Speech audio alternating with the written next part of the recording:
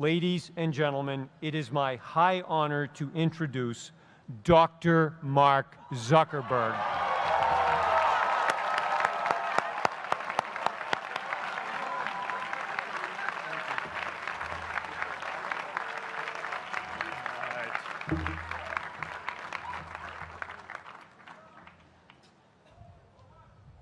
I love this place.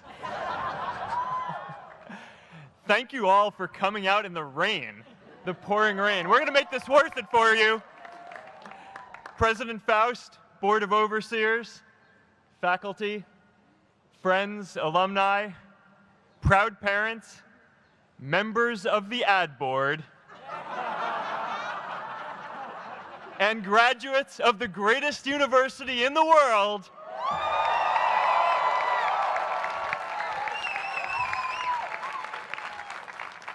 I am honored to be here with you today because, let's face it, you accomplished something I never could. If I get through this speech today, it'll be the first time I actually finish something here at Harvard. Class of 2017, congratulations.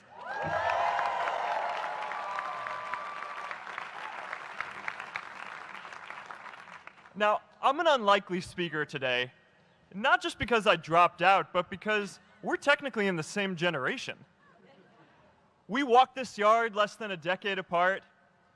We studied the same ideas and slept through the same Act 10 lectures. We may have taken different roads to get here, especially if you came all the way from the Quad. But today, I want to share what I've learned about our generation and the world we're all building together. But first, these last couple of days have brought back a lot of good memories. How many of you remember exactly where you were and what you were doing when you got that email telling you got into Harvard?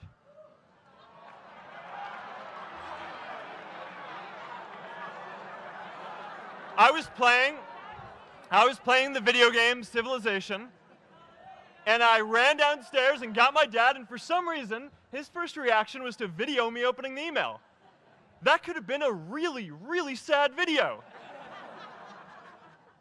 But I swear, getting into Harvard is the thing my parents are most proud of me for. My mom is nodding. You all know what I'm talking about. Look, guys, it's tough to beat this. You'll see when you get out there. How many of you remember your first lecture here at Harvard? Mine was Computer Science 121 with the incredible Harry Lewis. Harry. I was running late for class, so I threw on a t-shirt, and I didn't realize until afterwards that I put it on inside out and backwards, and my tag was sticking out the front. I couldn't figure out why no one in class would talk to me. Except for this one guy, KX Jin. He just went with it. We started doing our problem sets together, and now he runs a big part of Facebook. And that, class of 2017, is why you should be nice to people.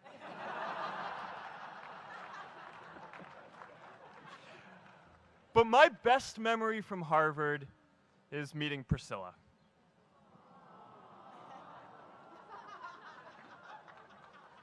I had just launched this prank website, FaceMash. And the ad board wanted to see me. Everyone thought I was going to get kicked out. My parents drove up here to help me pack my stuff. My friends threw me a going-away party. Who does that? As luck would have it, Priscilla was at that party with her friends, and we met in line for the bathroom in the Foho Bell Tower, and in what must be one of the all-time most romantic lines, I turned to her and said, "I'm getting kicked out in 3 days, so we need to go on a date quickly." Actually, any of you graduating today can use that line. I'm getting kicked out today. We need to go on a date fast. I didn't end up getting kicked out. I did that to myself. Priscilla and I started dating, and, you know, that movie made it seem like FaceMash was so important to starting Facebook. It wasn't. But without FaceMash, I never would have met Priscilla. and Priscilla's the most important person in my life. So you could still say it was the most important thing I built in my time here.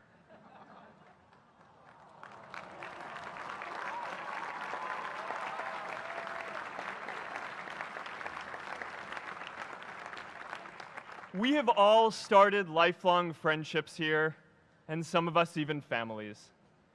That's why I'm so grateful to this place. Thanks, Harvard.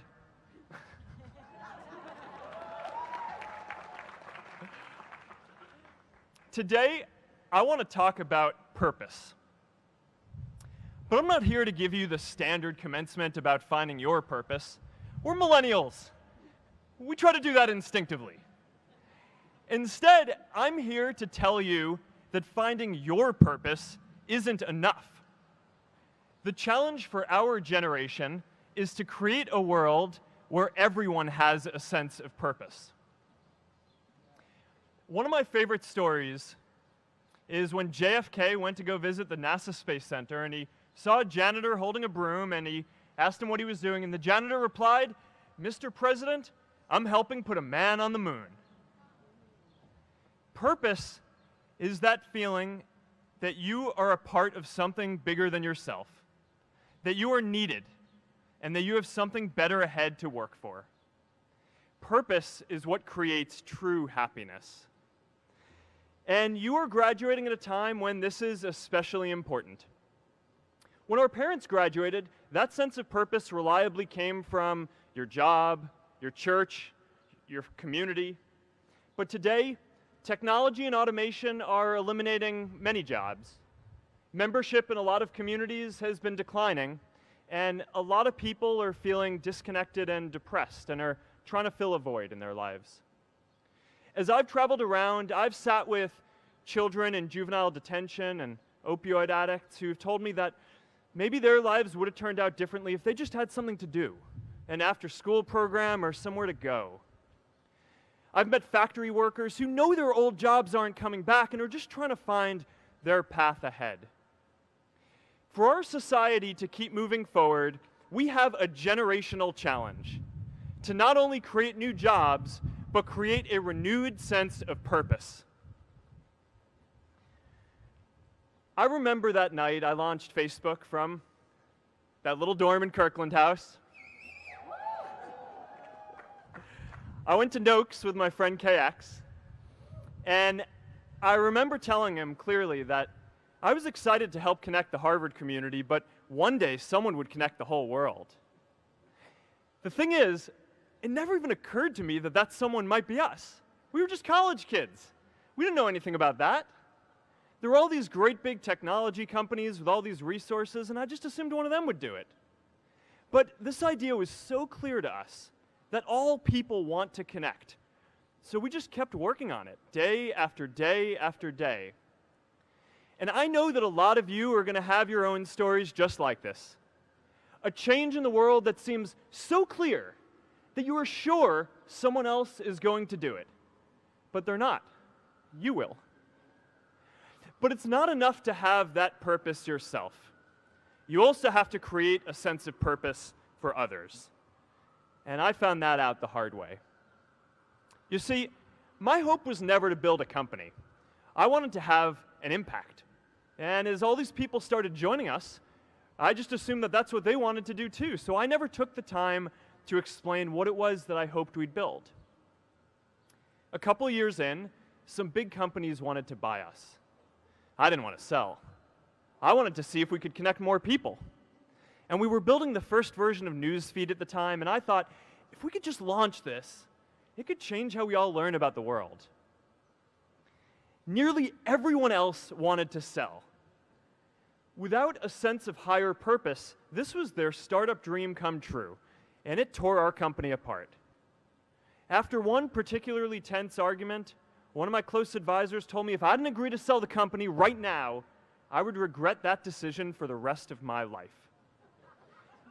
Relationships were so frayed that within a year or so, every single person on our management team was gone.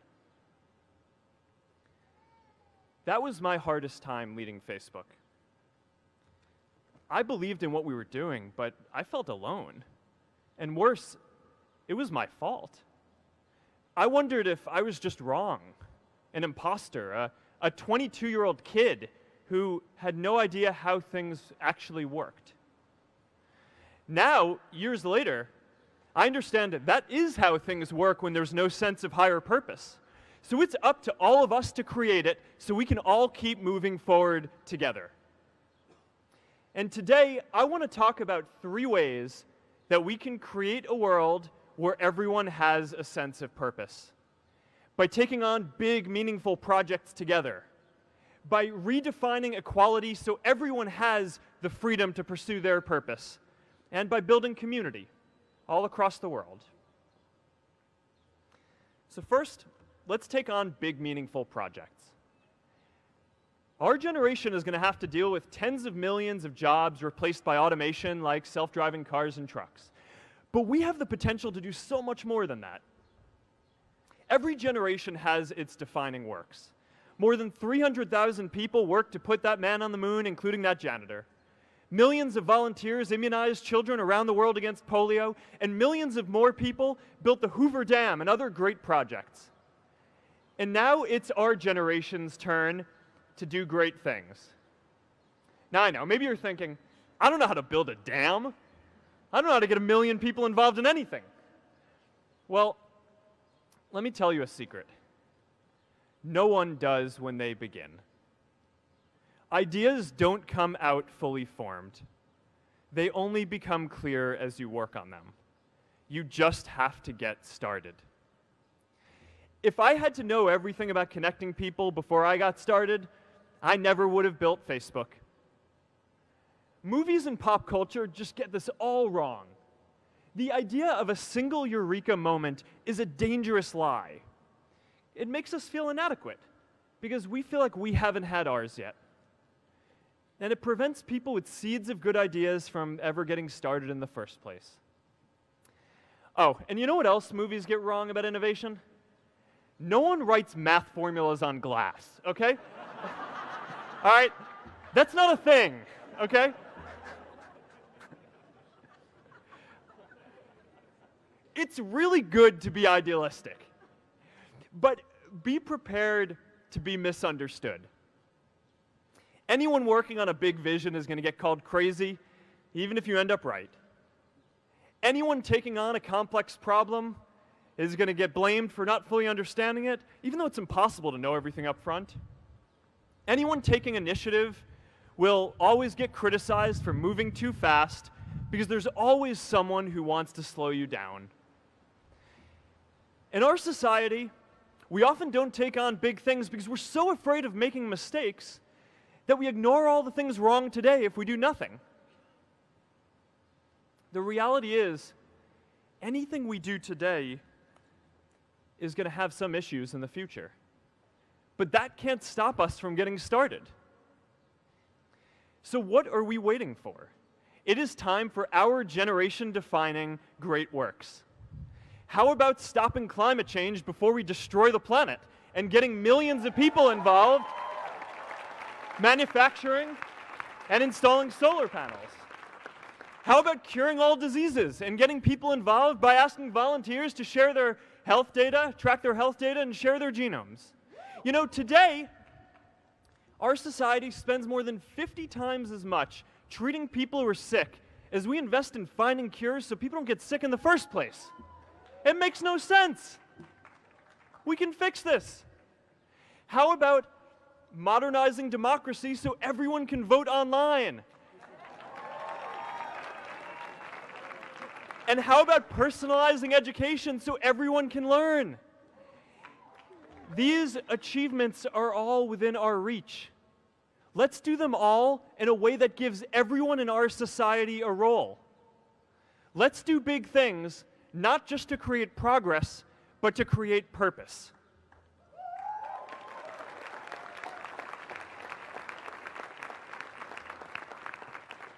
So taking on big, meaningful projects together is the first thing we can do to create a world where everyone has a sense of purpose.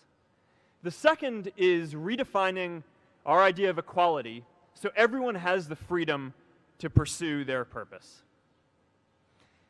Now, many of our parents had stable jobs throughout their careers, but in our generation, we're all a little entrepreneurial, whether we're starting our own projects or finding our role in another one. And, that's great, because our culture of entrepreneurship is how we create so much progress. An entrepreneurial culture thrives when it is easy to try lots of new ideas. Facebook wasn't the first thing I built.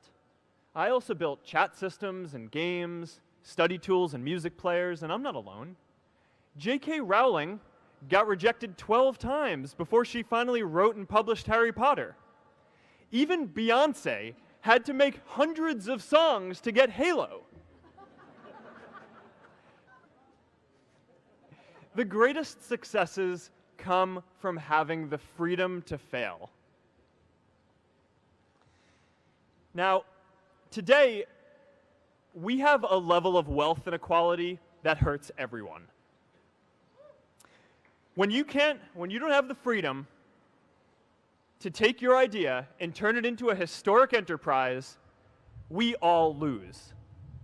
And right now, today, our society is way over-indexed on rewarding people when they're successful, and we don't do nearly enough to make sure that everyone can take lots of different shots.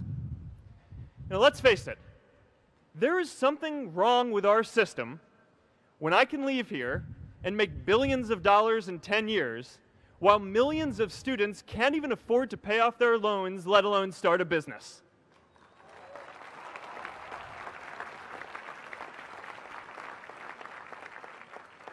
Look, I know a lot of entrepreneurs, and I don't know a single person who gave up on starting a business because they were worried they might not make enough money.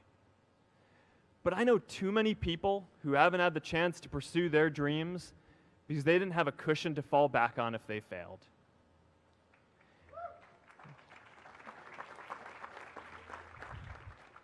We all know you don't get successful just by having a good idea or working hard.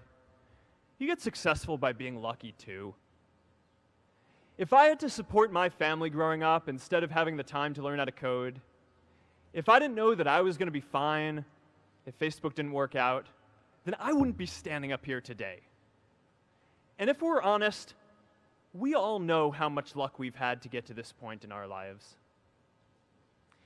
Every generation expands its definition of equality. Previous generations fought for the vote and civil rights. They had the New Deal and Great Society. And now it's time for our generation to define a new social contract.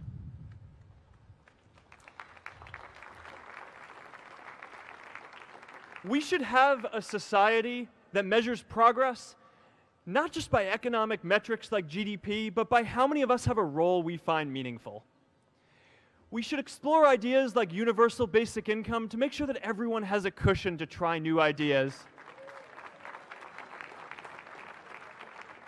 We're all going to change jobs and roles many times, so we need affordable childcare to get to work and healthcare that's not tied to just one employer. And we're all going to make mistakes.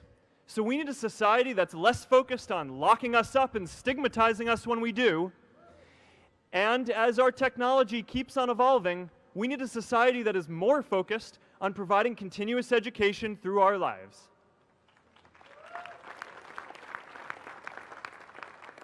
And yes, giving everyone the freedom to pursue purpose isn't going to be free.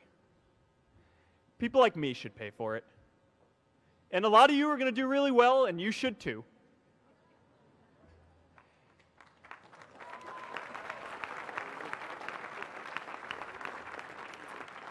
That is why Priscilla and I started the Chan Zuckerberg Initiative and committed our wealth to promoting equal opportunity.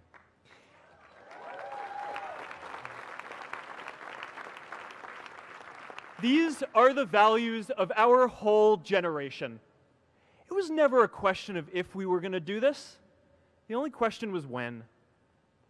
Millennials are already one of the most charitable generations in history.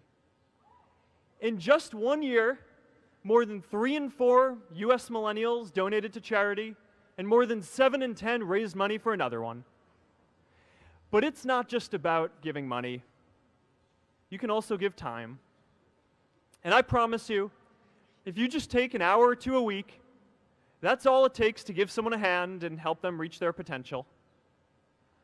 Now, maybe you're thinking, that's a lot of time. I'm not sure if I have that much time. I used to think that. You know, when Priscilla graduated from Harvard, she became a teacher. And before she'd do education work with me, she told me that I needed to get my own experience teaching a class. At first I complained. I said, you know, I'm kind of busy. I'm running this company. But she insisted. So I taught an after-school program at the local Boys and Girls Club on entrepreneurship. I taught those kids lessons on product development and marketing, and they taught me what it was like growing up feeling targeted for your race, and what it's like having a family member in prison. I shared stories of my time in school, and they shared their hope that one day they would get to go to college too. For 5 years, I've had dinner with those students every month. One of them even threw Priscilla and me our first baby shower. And next year, they're going to college. Every one of them, first generation in their families. We can all make time to give someone a hand. Let's give everyone the freedom to pursue purpose, not just because it's the right thing to do, but because when more people can turn their dreams into something great, we are all better for it.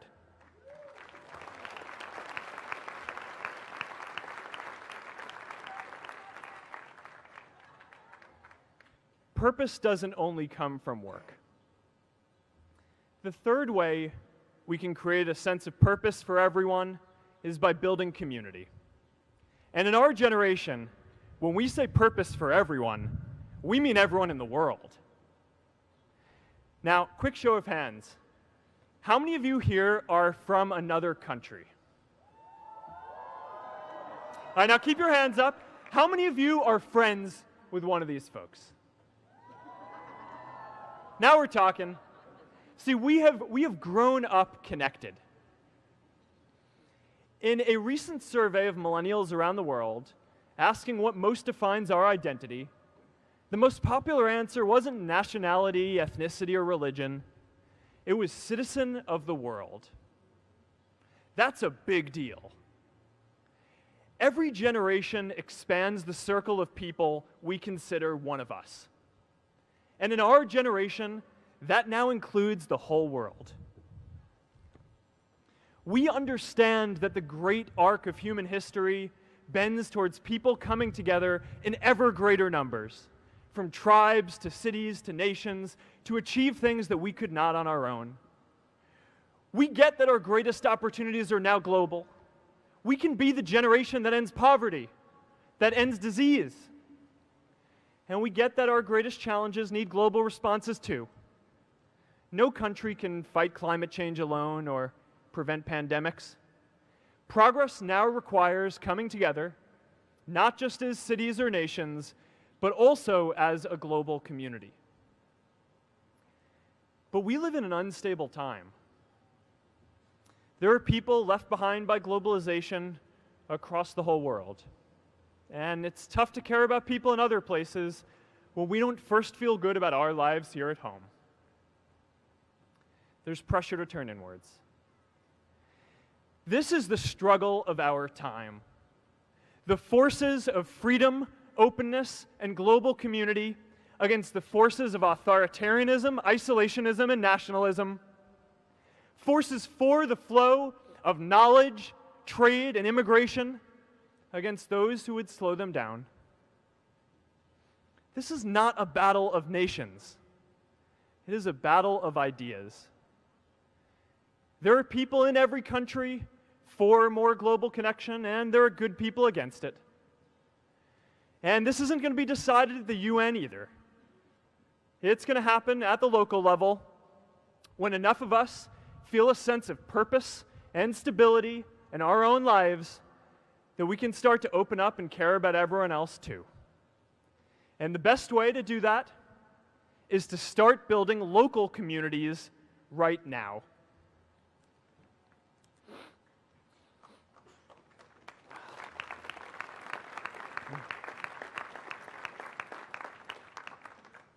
We all get a lot of meaning from our communities. Who here's from Elliott House? How about Lowell? I know you guys found community because you literally live right on top of each other.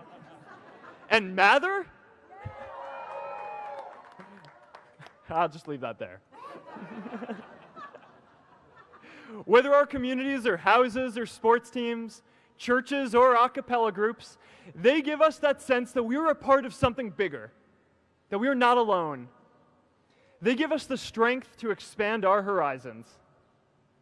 And that's why it's so striking that over the past few decades, membership in all kinds of communities has declined by as much as 1/4.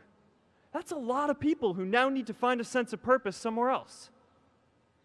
But I know that we can rebuild these communities and start new ones because many of you already are. I met Agnes Agoye, who's graduating today. Agnes, where are you?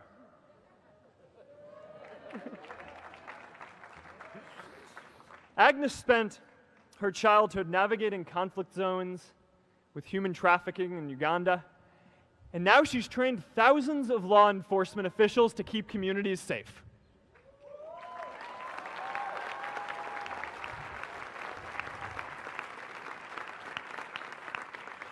I met Kayla Oakley and Neha Jain, who are graduating today too. Stand up, guys. Kayla and Neha started a nonprofit that connects people suffering from chronic illnesses with people in their communities who are willing to help out.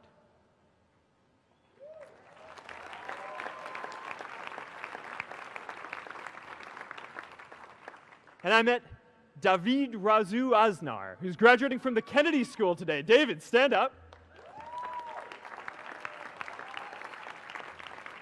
David is a former city councilor who fought to make Mexico City the first Latin American city to pass marriage equality, even before San Francisco.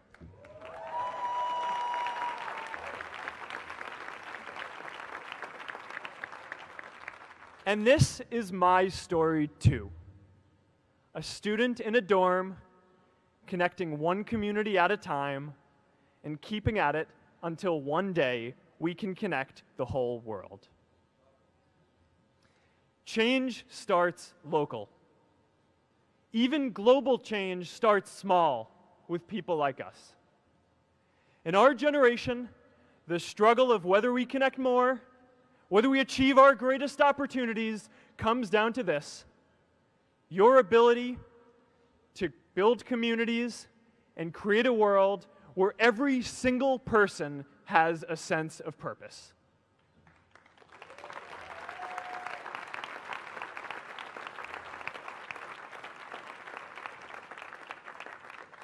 Class of 2017, you are graduating into a world that needs purpose, and it's up to you to create it. Now, maybe you're asking yourself, can I really do this? Well, remember when I told you about that class I taught at the Boys and Girls Club? One day after class, I was talking to my students about going to college, and one of my top students raised his hand and said that he wasn't sure he could go to college because he's undocumented. He wasn't sure if they'd take him. Last year, I took him out to breakfast for his birthday, and I wanted to get him a gift, so I asked him what he wanted, and he just started talking about struggles that he saw other students in his class facing, and finally said, "You know, I'd really just like a book on social justice." I was blown away. Here is a young guy who has every reason to be cynical. He wasn't sure if the country he calls home, the only one he's known, was going to deny him his dream of going to college. But he wasn't feeling sorry for himself. He wasn't even thinking of himself. He has a greater sense of purpose, and he's going to bring people along with him. It says something about our situation today that I can't even say his name because I don't want to put him at risk. But if a high school senior who doesn't know what the future holds for him can do his part to move the world forward, then we owe it to the world to do our part too.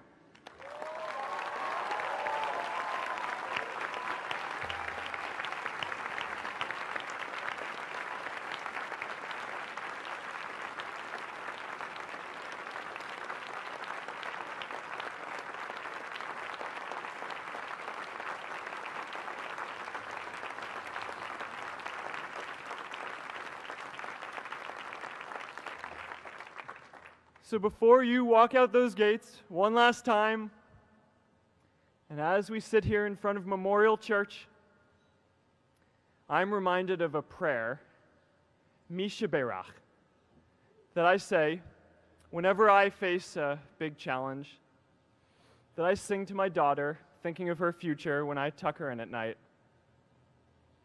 And it goes, "May the source of strength, who's blessed the ones before us, help us find the courage to make our lives a blessing." I hope you find the courage to make your life a blessing. Congratulations, class of 2017. Good luck out there.